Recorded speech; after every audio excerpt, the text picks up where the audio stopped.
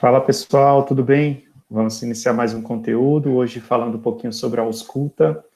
A ausculta, essa que vai nos ajudar muito no diagnóstico de alguns pacientes, especialmente aqueles pacientes de cardiorrespiratória, pacientes que estão precisando de alguma intervenção pulmonar ou algum tratamento cardíaco.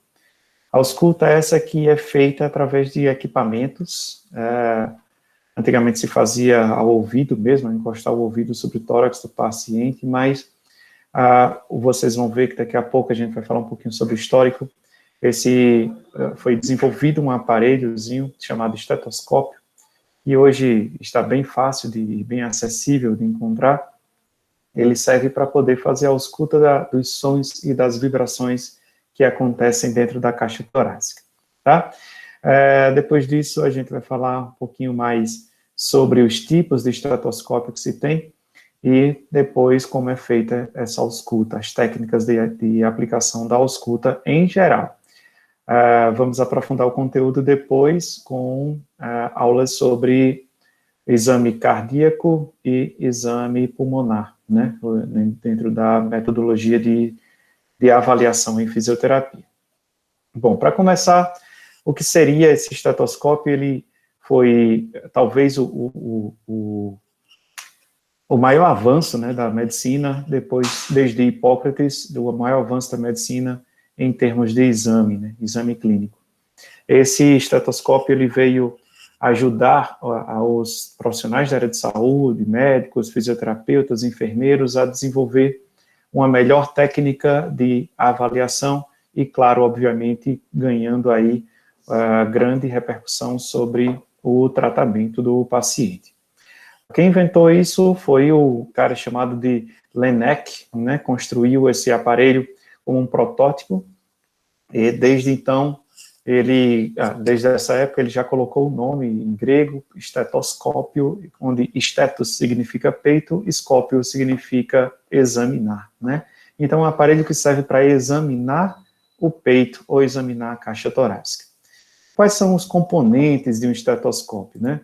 Nós temos, então, o estetoscópio formado por 4 partes. A primeira parte são as olivas auriculares, a armação metálica, tubo de borracha e receptor, né? Aqui a gente está vendo as olivas de borracha, as ponteirazinhas que a gente coloca e encaixa dentro do ouvido. Temos a parte metálica, que conecta o tubo de borracha às olivas, que vão encaixar no ouvido. E temos também aqui o receptor, que tem um diafragmazinho, que esse diafragma vai absorver as vibrações e, através da física, vibrar o ar que está dentro da cânula até chegar essa vibração dentro do teu tímpano ou dentro do tubo auditivo, né? Tipos, cores, formatos, número de cânulas, número de borrachas, enfim, existem hoje diversos tipos.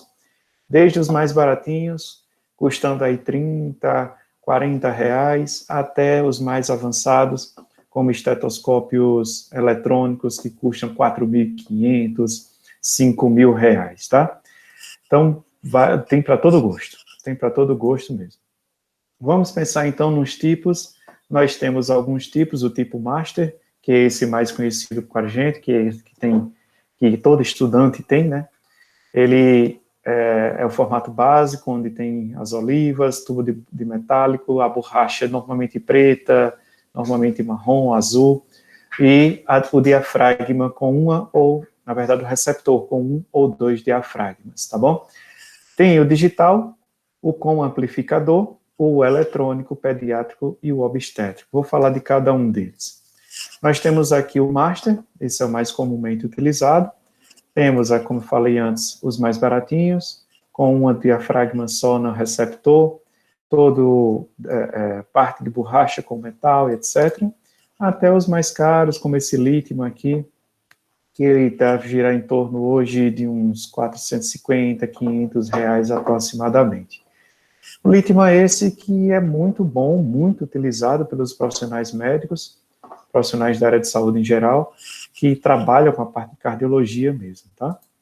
Temos também o digital. Esse digital, ele é direcionado para profissionais da área de cardiologia, porque ele apresenta conexão com o computador e faz uma análise dos dados de forma mais precisa, né? Ele tem essa partezinha que é um sistema eletrônico junto de outro sistema amplificador com um pendrive, com um drive interno, memória interna, que capta o som, transmite para o médico, mas ao mesmo tempo ele consegue gravar o som do coração. Veja essa outra imagem aqui. Você consegue gravar o som. E outra, ele tem conexão Bluetooth, né? Para poder você colocar isso através de som, de uma caixa de som amplificada, ou mesmo de um fone de ouvido de alta precisão, que faz com que você consiga amplificar o som e deixar ele com a qualidade melhor. Então, para quem é da cardiologia, esse é um excelente equipamento, né, para poder você diagnosticar o paciente. Aqui a imagem mostrando ele depois de captar o som, ele conecta-se ao computador e consegue colocar esse som ou mostrar cada variação de ruído, cada variação de amplitude de onda que é captada pelo aparelho, tá? Temos, então, o estetoscópio com amplificador. Esse estetoscópio com amplificador, ele tem conexão Bluetooth também. Ele é ideal para pessoas que têm deficiência auditiva, profissionais com deficiência auditiva, que acaba tendo a capacidade de enviar esse som para os fones de ouvidos amplificadores que eles utilizam, né, na orelha. E aí, consequentemente, facilita a acessibilidade e a inclusão de todos os profissionais dentro da área.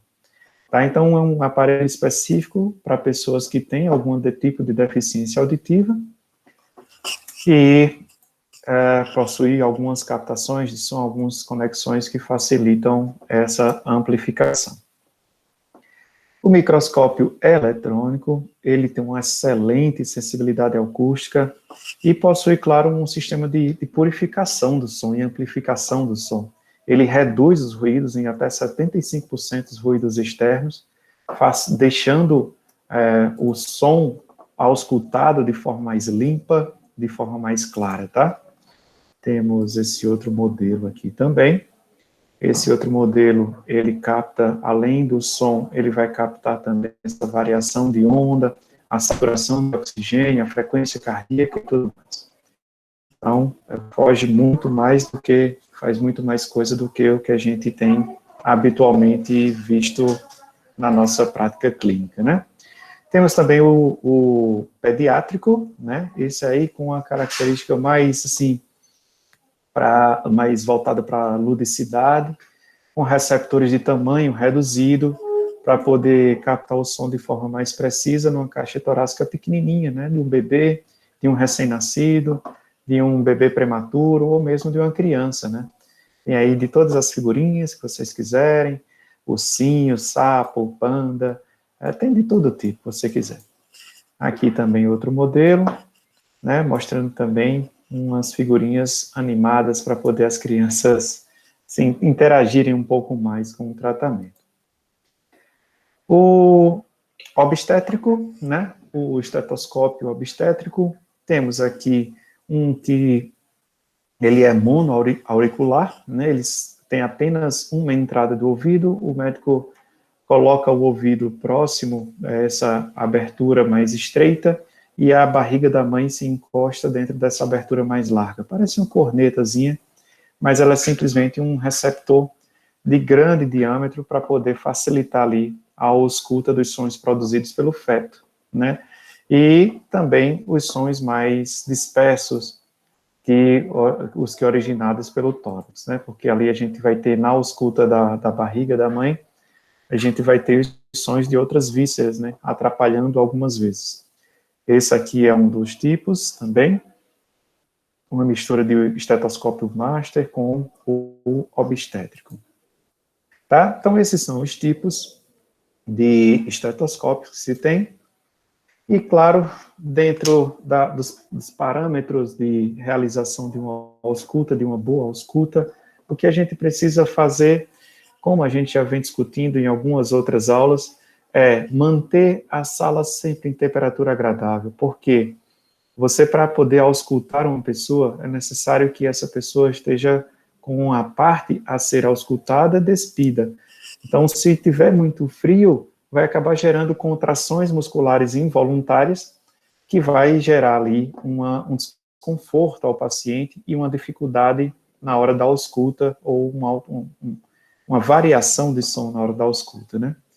Nós temos também as questões das olivas ajustadas, sempre deixar as olivas focadas para frente, né? Nunca deixar ela horizontalizada. Então, as olivas, quando vocês forem colocar, não coloca ela perpendicular ao ouvido, mas elas devem ficar um pouquinho inclinadas para frente para poder encaixar melhor com a tuba auditiva, né? Do seu ouvido, do ouvido do terapeuta. O diafragma deve ser firmemente posicionado, tentando evitar o máximo com que os dedos se movam, para poder você não auscultar a vibração dos sons provocados pelos movimentos articulares do seu dedo. Então, se você coloca esse dedo em forma de abertura, na aula prática a gente vai ver com mais detalhe, mas se você colocar o dedo na forma de abertura e tentar mexer o dedo um pouco, vocês podem treinar isso em casa, vocês vão ver que dá para auscultar a vibração da articulação do seu dedo, e isso pode atrapalhar bastante na hora do diagnóstico.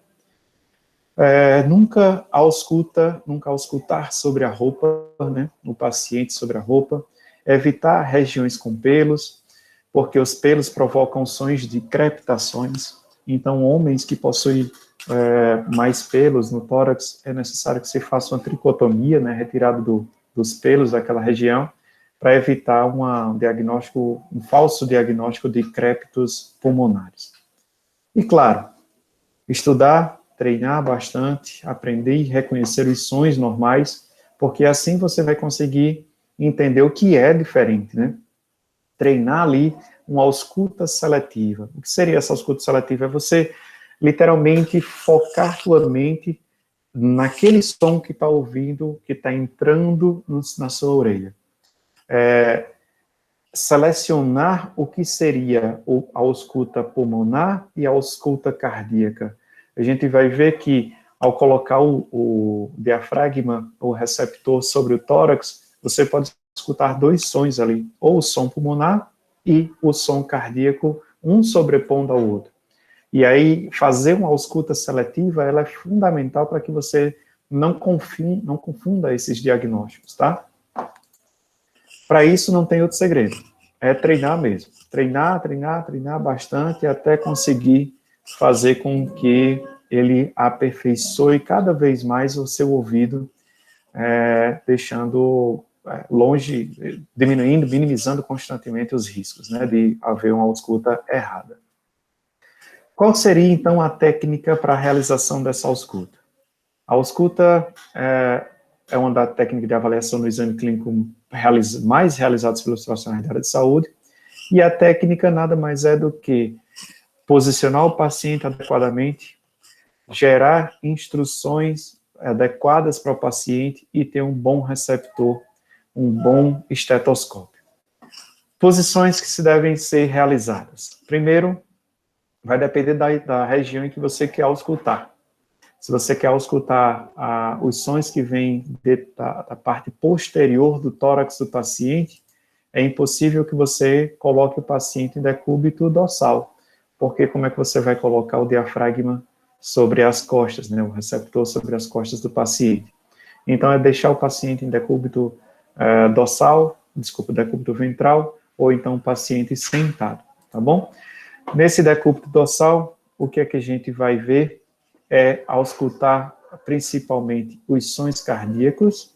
A ausculta pediátrica normalmente se faz em decúbito dorsal, e também a ausculta pulmonar, né? A ausculta pulmonar não deixa de ser, mas a parte anterior pulmonar, mas especialmente a ausculta do abdômen, tá? Os sons abdominais.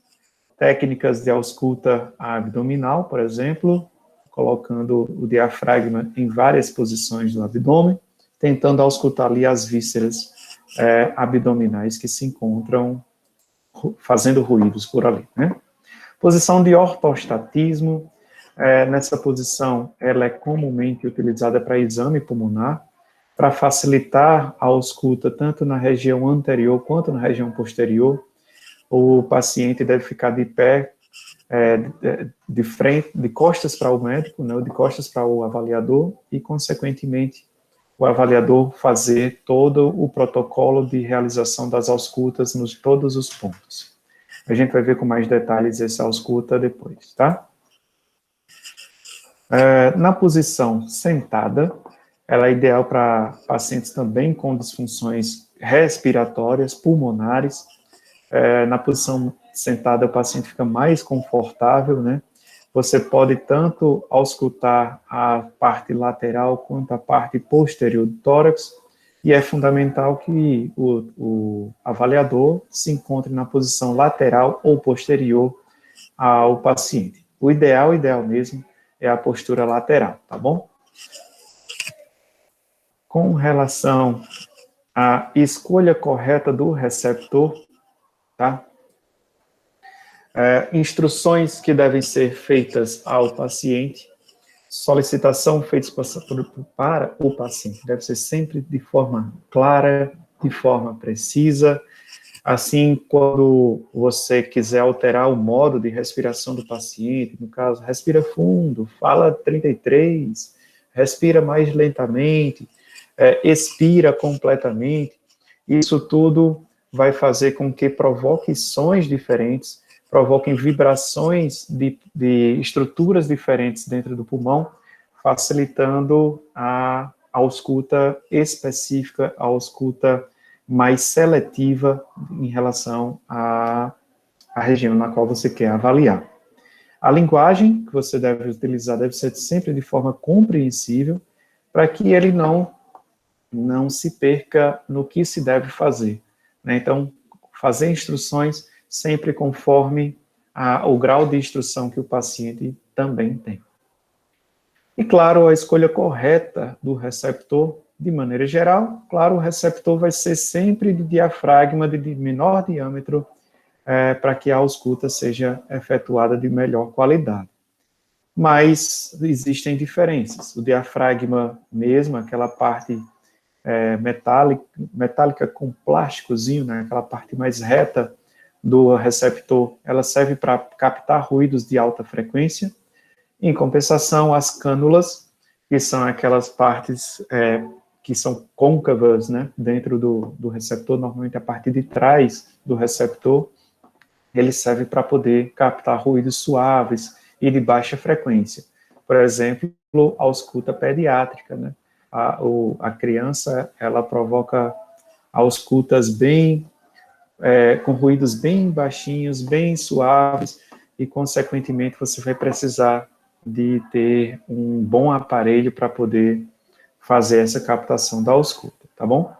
Enfim, depois a gente vai ver com mais detalhes quais seriam as técnicas utilizadas. Essa é apenas uma parte introdutória, só para poder vocês se familiarizarem com o processo de ausculta, mas a gente vai ver com mais detalhes cada regiãozinha a ser auscultada.